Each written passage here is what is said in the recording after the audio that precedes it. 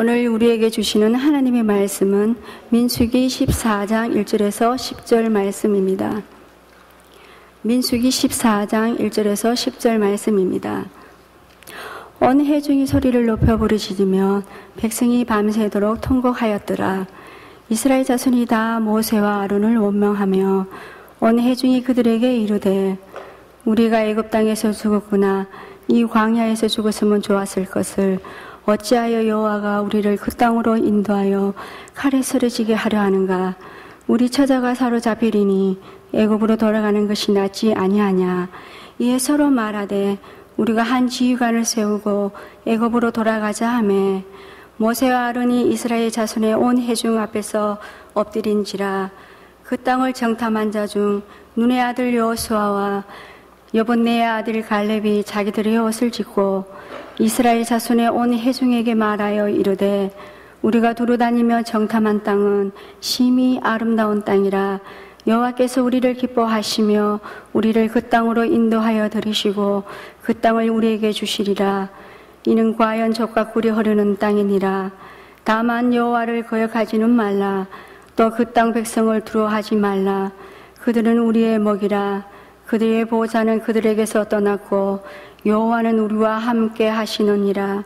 그들을 두려워하지 말라 하나 온 회중이 그들을 돌려 치려 하는데 그때에 여호와의 영광이 해망해서 이스라엘의 모든 자손에게 나타나시니라. 이 말씀은 살아계신 하나님의 말씀입니다. 아멘. 샬롬, 반갑습니다.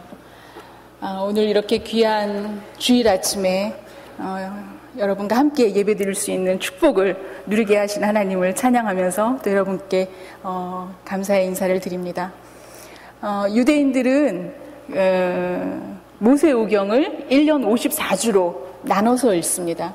우리가 모세오경이라고 하면은 구약 성경의 처음 5권의 책을 얘기하죠. 창세기, 그 다음에 출애굽기, 레위기, 민수기, 신명기, 이렇게 5권을 모세오경이라 그러는데요. 이렇게 유대인들은 1년 동안 성경 읽기표에 따라서 읽습니다. 언제부터 그런 습관이 생겼냐 하면 아마 바벨론 포로로 끌려갔을 그 무렵부터, 그래서 지금부터 한 2500년 전부터 유대인들이 바벨론의 디아스포라로 있는 그때부터 그렇게 성경을 1년 주기로 나눠 읽는 그런 습관이 생겼다고 봅니다. 그런데 처음에는 모세오경만 1년 동안 나눠서 읽던 것이 예수님 시대에, 신약 시대에 이르러서는 성경의 다른 부분들, 예언서라든가 성문서도 이제 같이 나눠서 읽기 시작을 했습니다. 여러분 기억하세요? 어느 날 예수님이 전도하러 다니시다가 한 회당에 들어가셨습니다. 그때 회당장이 예수님께 가져다 드린 성경 두루마리가 있었는데 어느 부분이었게요? 이사야서 말씀이었어요. 그 이사야서 말씀을 예수님이 읽으셨습니다. 특별히 그날 읽으셨던 그 이사야서 말씀은 하나님께서 메시아를 보내실 거라고 하신 그 약속이었죠. 그 말씀을 예수님이 읽으셨는데 그날 그 회당장이 예수님께 가져드렸던 그 두루마리는 우연히 그냥 하나 뽑아다 갖다 드린 것이 아니라 유대인들의 성경 읽기표에 그날 읽기로 정해졌던 포션이었습니다. 예수님이 그 말씀을 읽으신 다음에 너희들이 지금 읽고 들은 대로 너희들이 눈으로 봤다. 예수님이 다시니 메시아로 오신 것을 그렇게 선포하셨던 그 장면을 모두 기억을 하실 겁니다. 오늘 저와 여러분이 함께 읽으셨던 민수기 14장 1절에서 10절 말씀도 유대인들이 그렇게 읽는 그걸 이제 파라샤트 샤부아라고 하는데 그렇게 주기별로 읽는 성경의 한 그 포션 중에 한 부분을 저와 여러분이 읽었습니다. 오늘 14장 1절에 보니까 유대인들이 울고 있습니다. 그렇죠? 그런데 밤새도록 어떻게 울었대요? 통곡을 하면서 울었대요. 근데 한두 명이 운 게 아니라 누가 울었대요? 온 회중이 밤새도록 통곡하면서 지금 유대인들이 울고 있습니다. 왜 울었을까요? 이것을 알기 위해서는 우리가 13장을 이제 들어가 봐야 될 것 같습니다. 민수기 13장에 보면 모세가 가나안에 정탐꾼을 보내게 됩니다. 12명, 그러니까 이스라엘의 지파가 전부 몇 지파였죠? 12지파. 각 지파의 대표들을 뽑아서 12명의 정탐꾼들을 가나안 땅으로 그들이 정복하러 들어가기 전에 미리 보냅니다. 보내면서 그 땅이 어떻게 됐는지, 누가 살고 있는지 한번 보고 와라, 이렇게 보내게 됩니다. 근데 사실은 정탐꾼을 보내는 이 생각은 모세의 아이디어가 아니었습니다. 민수기에는 나오지 않지만 신명기 1장 23절에서 1장 23절에서 22절 23절에 보면 이스라엘 백성들이 모세에게 이런 요구를 합니다. 그들이 가나안을 막상 정복을 하려고 보니까 그 땅이 어디 있는지도 모르겠고 그곳에 누가 사는지도 모르겠고 이게 돌다리도 두드려보고 가야 되는데 이거 너무 리스크가 큰 거예요. 그러니까 모세에게 정탐꾼을 한번 보내자고 백성들이 먼저 이런 제안을 했던 것을 모세가 이제 받아들여서 이제 민수기 13장에 정탐꾼들을 보내게 됐던 것이죠. 그들이 40여 일을 정탐을 하고 돌아와서 그들이 보고 들은 것을 모세와 아론과 또 이스라엘 온 백성에게 이제 보고를 합니다. 그들이 이르기를 정말 가나안에 가보니까 젖과 꿀이 흐르던 그런 땅이더라는 거예요. 그러면서 샘플로 그들이 들고 온 것이 있었는데 뭘 들고 왔었죠? 네? 포도송이를 들고 왔는데 이 포도송이가 얼마나 컸던지 그들이 그걸 어떻게 들고 왔어요? 네, 권사님들이 오늘 제가 깜빡하고 그 상품을 안 들고 왔는데 저는 보통 설교를 하면 퀴즈를 내거든요. 오늘 잘 들으시고 중간고사 보고 기말고사 보고 합격하신 분만 이제 대문을 열어드리도록 하겠습니다. 맞습니다. 포도송이가 얼마나 컸는지 두 사람이 막대기로 그 포도를 끼고 메고 왔더라는 거예요. 정말 그 가나안은 젖과 꿀이 흐르는 땅이라는 거를 이 사람들이 보고를 합니다. 그런데 그뿐만이 아니에요. 사람들도 얼마나 그곳에 사는 사람들은 거대했던지 한번 저를 따라서 말씀해 보시기 바랍니다. 아나힘. 그들이 와서 하는 얘기가 이스라엘 사는 사람들은, 가나안에 사는 사람들은 아나힘들이 되는 거예요. 아나힘은 히브리어로 거인들이라는 뜻이에요. 아니, 이들이 가서 그 땅에 살고 있는 사람들을 봤을 때 얼마나 그 느낌이 강렬했든지 그들이 거인처럼 보이더라는 거예요. 그리고 상대적으로 자신들이 어떻게 보였대요? 메뚜기처럼 보였다는 거예요. 그렇게 충격적인 그런 경험을 했던 모양이에요. 그래서 그것을 그렇게 보고를 하면서 이어서 백성들을 향해서 이런 얘기를 합니다. 그 정탐꾼들이 와, 이거 우리가 가봤자 진 싸움이라는 거예요. 그 정탐하러 가봤더니 이 애들 데리고 우리 노인들 데리고 우리가 거기 가봤자 우리는 초토화될 거다. 우리 거기 가지 말자 그러는 거예요. 그러면서 더 앞서 얘기하기를 우리 애굽으로 돌아가자는 겁니다. 그러면서 이 사람들이 간담이 서늘해져서 그 얘기를 듣고 난 백성들이, 정탐꾼의 얘기를 듣고 난 백성들이 간담이 서늘해져서 그렇게 밤새 통곡하면서 울었다는 거예요. 여러분, 이스라엘 민족이 오늘 이곳에 있기까지 어떤 일들을 경험하면서 왔는지 아십니까? 그들이 이집트에서 종살이를 하고 있었어요. 몇 년 동안? 430년 동안.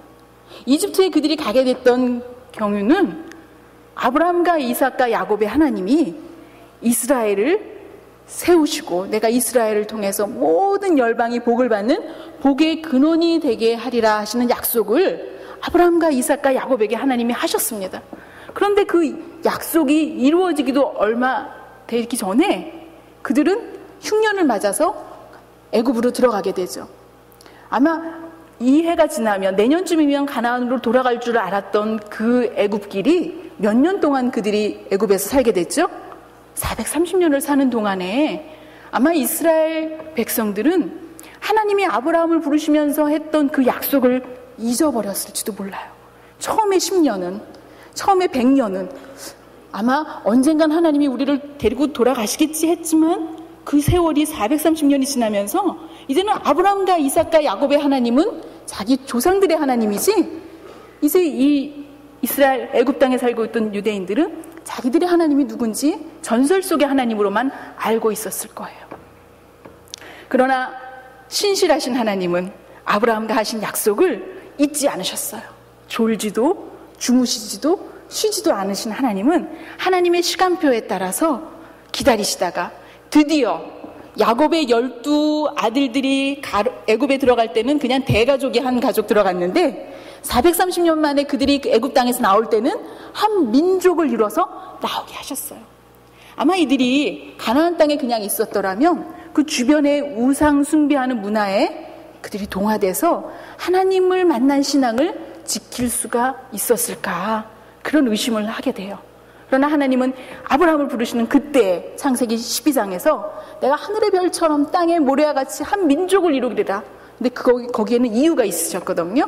이스라엘만 축복하시고자 하신 것이 아니라 온 열방이 이스라엘을 통해서 복을 받는 복의 근원이 되게 하시고자 했던 그 계획하심 속에서 하나님은 이스라엘을 불러내셨다는 거죠. 여러분, 저와 여러분이 이스라엘을 통해서 받은 복이 무슨 복이 있을까요? 우리가 잘 알고 있는 것처럼 노벨상 탄 사람들 중에 30% 이상이 유대인들이에요. 그렇죠? 그 얘기는 음악, 미술, 경제, 과학 모든 분야에 우리 인류 문명이 발전하는데 유대인들이 대단한 공헌을 한 건 사실이에요.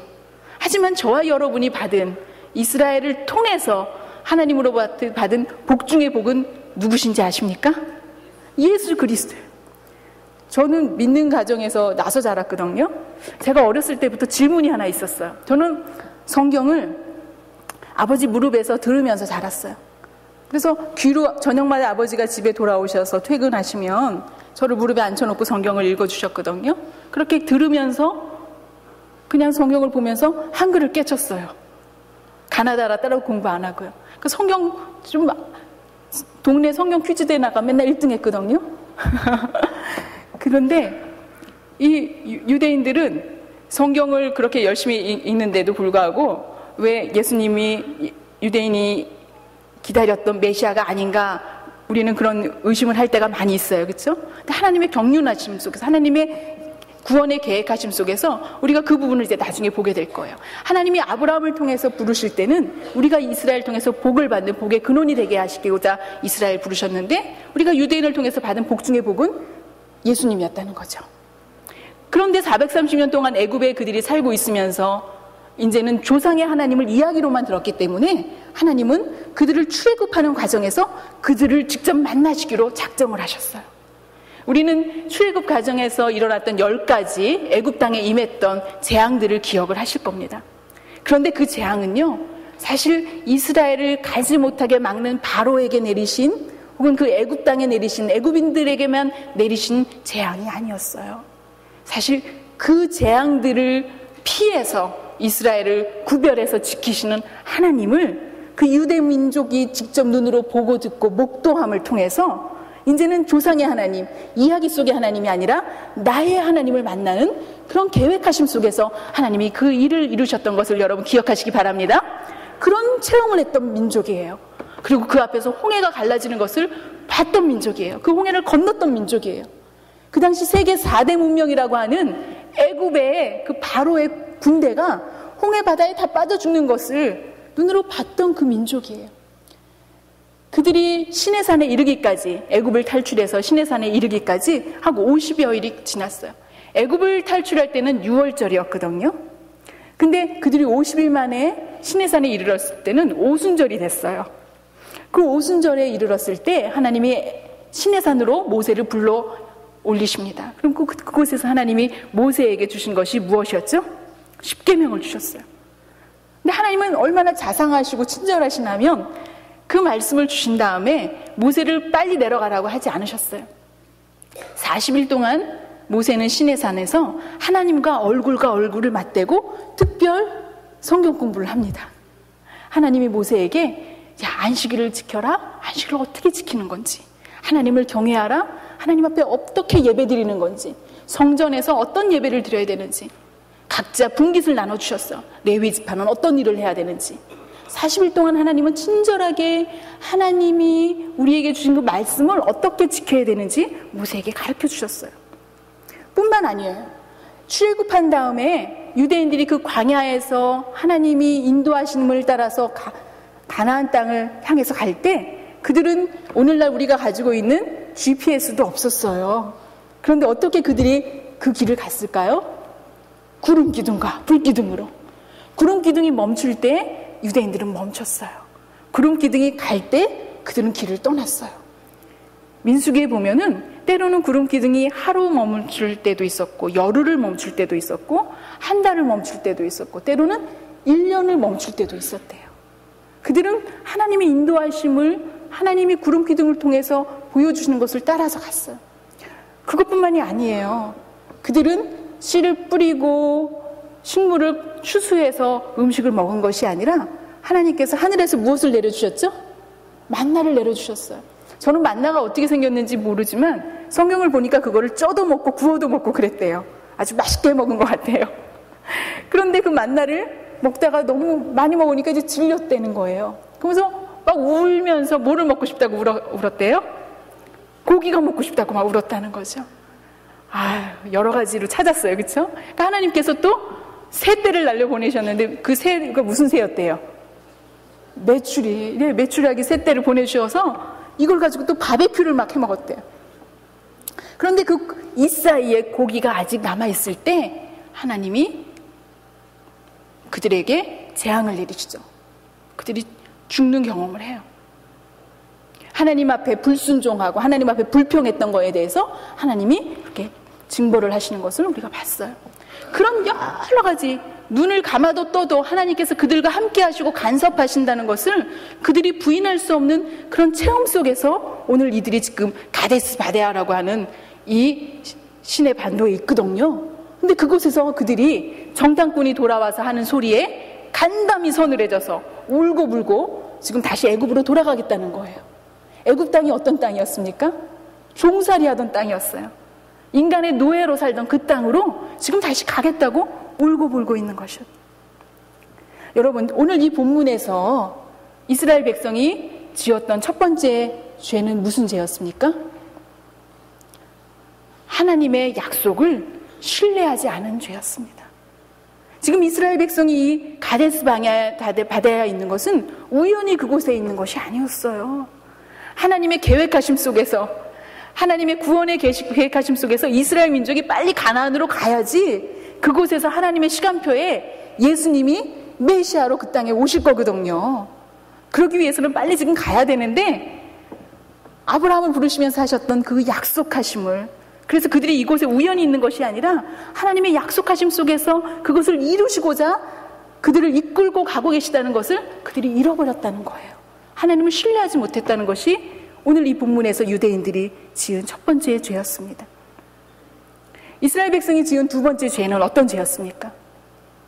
하나님을 신뢰하지 못했기 때문에 그들은 하나님을 바라보지 못하고 정탐꾼들이 가지고 온 그 소문에, 그 보고에, 그 불평에 자신을 미혹되도록 내어줬다는 거예요.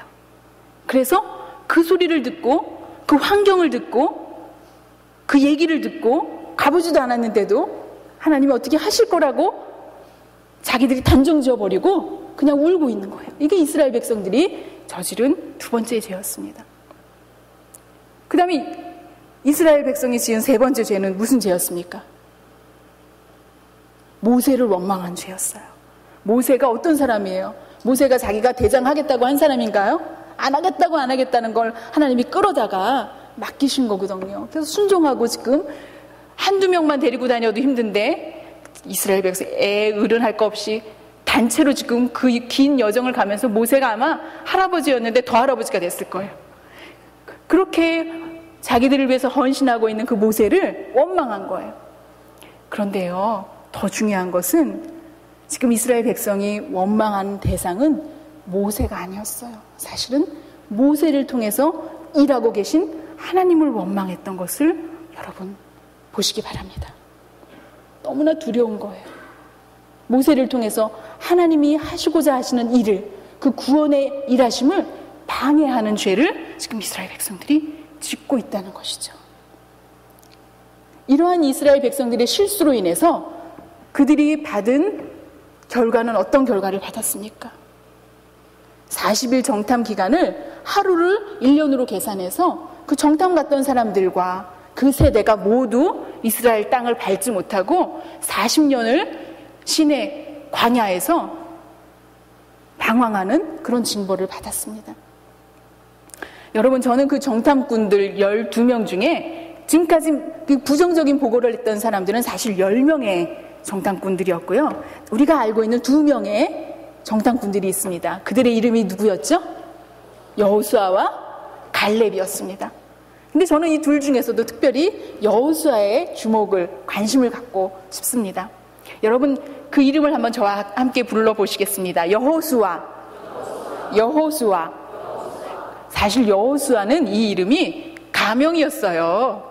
원래 본명이 있는데 13장에 보면 모세가 이 여호수아를 다른 정탐꾼들과 함께 가나안으로 보낼 때 여호수아만 특별히 따로 불러냅니다. 그런데 그 여호수아의 원래 이름은 따라 하시겠습니다. 호세아였어요. 이 호세아를 불러내서 모세가 그의 이름을 여호수아라고 바꿔줍니다. 호세아라고 하는 이름의 뜻은 구원자라는 뜻을 가지고 있습니다. 호세아는 구약 성경에 보면 예언자 호세아도 있어요. 그렇죠? 그의 이름도 구원자라는 뜻입니다. 그런데 여호수아는 두 단어가 합쳐진 합성어거든요. 따라 해보시겠습니다. 야훼 혹은 여호와, 야훼라는 단어와 따라 하시겠습니다. 호세아. 그래서 야훼와 호세아가 합쳐진 단어가 여호수아예요. 야훼는 무슨 뜻인가요? 하나님. 그리고 호세아는 구원자. 그러니까 여호수아 하면은 무슨 뜻인가요? 하나님은 구원자라는 뜻이에요. 사람들이 여호수아의 이름을 부를 때마다 여호수아는 하나님은 나의 구원자시다 하는 것을 잃어버릴 수가 없었어요.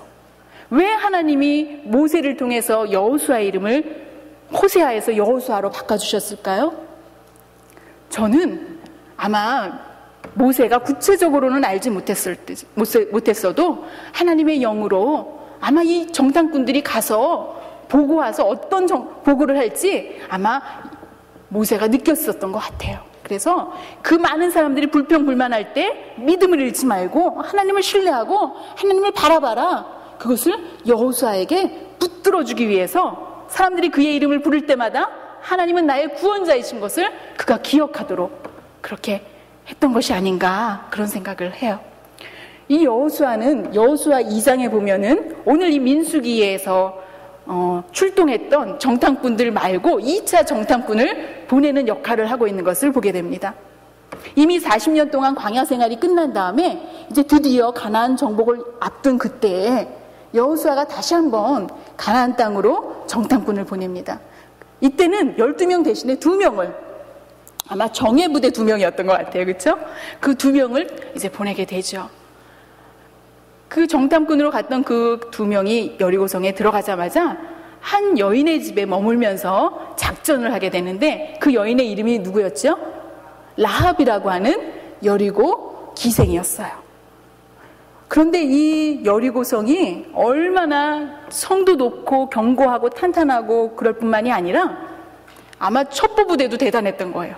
그들이 가자마자 정탐꾼들이 왔다는 소식을 왕이 듣게 됐어요. 그래서 왕이 군사들을 보내서 이들을 잡으러 오게 됩니다.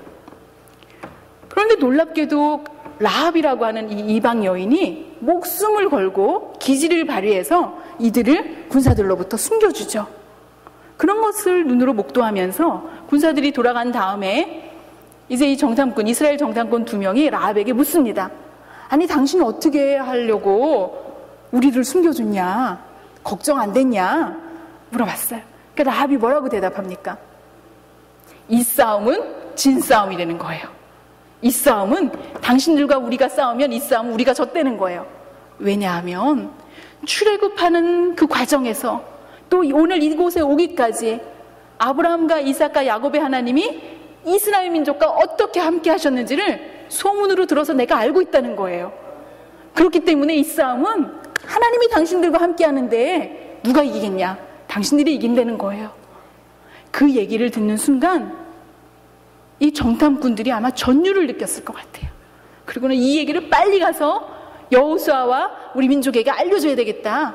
그런 마음이 들었을 거예요. 하지만 이스라엘 진영으로 돌아가는 그 길도 쉽진 않았습니다. 그들이 때로는 산속에 숨어 있기도 했어야 됐고요.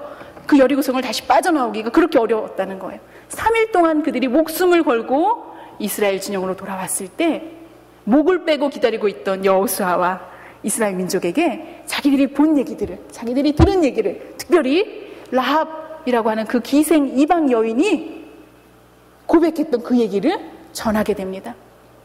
그 얘기를 들은 온 이스라엘 백성이, 아까 민수기 14장에서는 온 백성이 밤새도록 울었잖아요. 온 백성이 이번 이 두 명의 정탐꾼의 보고를 듣고는 마음이 급해서 빨리 이스라엘로 가지 않고는 견딜 수가 없었을 겁니다. 그래서 그들이 믿음을 가지고, 이 싸움은 하나님이 우리와 함께 하시는 싸움이구나 하는 믿음을 가지고 여리고성으로 그들이 발을 내디뎠을 때 어떤 일이 벌어졌습니까? 여리고성이 무너지는 역사가 일어났습니다. 여러분, 오늘 저와 여러분에게 하나님께서 주신 약속이 있습니까? 우리 교회적으로 주신 약속이 있습니까? 여러분 가정마다 주신 약속이 있습니까? 여러분 한 분 한 분에게 하나님이 주신 약속과 꿈과 비전이 있습니까? 여러분 때로는 그 꿈을 이루기까지, 그 꿈을 성취하기까지 어려움이 있을 때가 있습니다. 장애가 있을 때가 있습니다. 긴장이 있을 때가 있습니다. 때로는 그게 건강에 문제가 될 수도 있고요. 때로는 경제적인 어려움이 있을 수도 있고요. 때로는 인간과의 관계 속에서 어려움이 있을 수도 있습니다. 여러분, 이런 일들이 우리에게 다가올 때 저와 여러분은 그 상황을 어떻게 맞아들이고 있습니까? 어떻게 우리는 반응하고 있습니까? 걱정하십니까? 근심하십니까? 원망하십니까? 아니면 그 모든 환경에 노출된 내 자신을 그냥 내버려 둔 채 그 환경으로 인해서 내가 온몸을 떨면서 두려워하고 있지는 않습니까? 그러나 여러분 잊지 마시기 바랍니다. 여러분과 저와 제가 서 있는 이 자리는 우리가 우연히 있는 곳이 아닙니다. 여러분과 제가 서 있는 이 시간, 이때는, 이 삶의 자리는 하나님께서 계획하신 그 계획하심 속에서 우리를 이곳까지 인도하신 것을 기억하시기 바랍니다. 여호수아, 하나님이 우리의 구원자이신 것을 기억하시기 바랍니다. 그때 하나님께서 나는 할 수 없지만 하나님께서 나를 위해서 싸우시는 것을 성경의 하나님이 아니라 저와 여러분의 매일의 삶 속에서 매 순간 눈으로 보고 듣고 목도하면서 고백하게 하실 줄 믿습니다. 어린 목동 다윗이 했던 고백이 저와 여러분의 고백이 되기를 원합니다. 큰 골리앗 앞에 섰던 그 목동 다윗이 이 싸움은 하나님이 하시는 싸움이라고 선포했습니다. 그리고 그 앞에 하나님이 내 손을 함께 쥐고 나를 붙들고 계시다는 고백 속에서 섰을 때 하나님께서는 골리앗이 넘어지는 것을 다윗이 보게 하셨고, 그것을 봤던 모든 사람들이 고백하며 눈으로 보게 하셨던 그 역사가 일어났던 것을 여러분 기억하시기 바랍니다. 여러분과 제 앞에 있는 골리앗이 누굽니까? 여러분과 제 앞에 있는 골리앗은 무엇입니까? 여러분 두려워하지 마시기 바랍니다. 하나님이 우연히 이곳에 있는 것이 아니라 저와 여러분 하나님의 계획하심 속에서 이 자리에 있고, 이 삶의 자리에 있고, 이 환경 속에 있는 것을 고백하시면서 하나님 뒤를 따라가기를 선포하시기 바랍니다. 매일매일 여호수아를 외치면서 예수님, 하나님이 나의 구원자이신 것을 선포하실 때 그 놀라우신 역사와 사랑과 은혜가 우리의 입술의 고백처럼 우리 가운데 임하게 될 줄 믿습니다. 기도하시겠습니다.